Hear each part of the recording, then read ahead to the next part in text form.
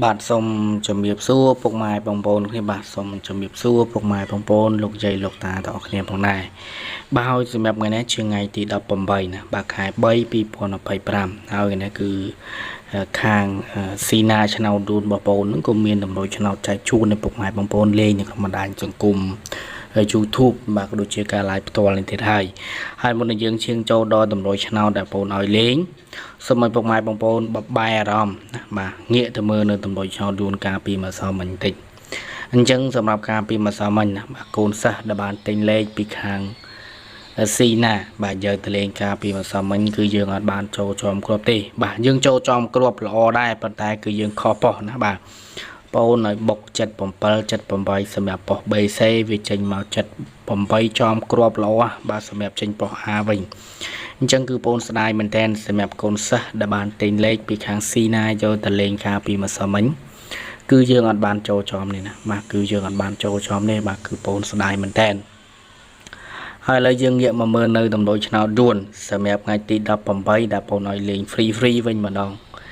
សម្រាប់ថ្ងៃនេះគឺមានលេខឲ្យលេងដូចជាលេខអុកខ្ទង់បាទគឺមានខ្ទង់0ហើយនិងខ្ទង់9ណាបាទជាតម្រូវឆ្នោតដែលបងឲ្យលេង free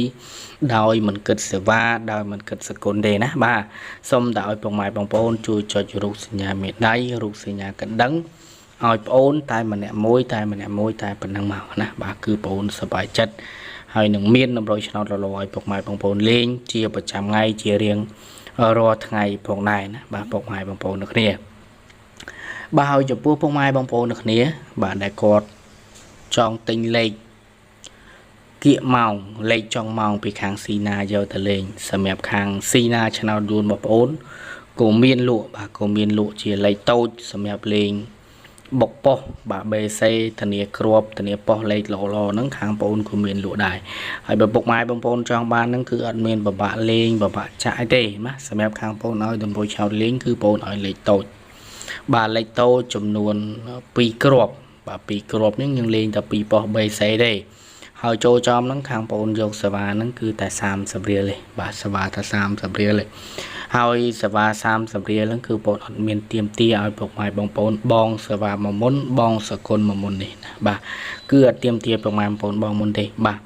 យកឆ្នោតយួនយកតម្រូវឆ្នោតពីខាងបងប្អូនយកទៅលេងសិនហើយចូលចំចាំវេសគុណឲ្យបងប្អូនហើយសគុណ30រៀលហ្នឹងតម្រូវឆ្នោតឲ្យបងឲ្យលេងគឺសិទ្ធិលេខដែលច្បាស់សិទ្ធិលេខដែលល្អហើយដែលបងប្អូនហ៊ានយកមកលក់ហ៊ានយកមកឡាយចែកជូនដល់ពុកម៉ែបងប្អូនលេង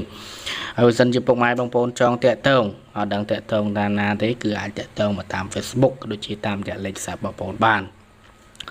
សម្រាប់ Facebook បងប្អូនគឺមានឈ្មោះថាស៊ីណាឆ្នោតយួនពុកម៉ែបងប្អូនវាយតាស៊ីណាដកឃ្លាឆ្នោតយួននោះគឺចេញតម្រងបែបហ្នឹងហើយ logo បែបហ្នឹងហើយហើយសម្រាប់លេខសាប់គឺមាន097 8701 392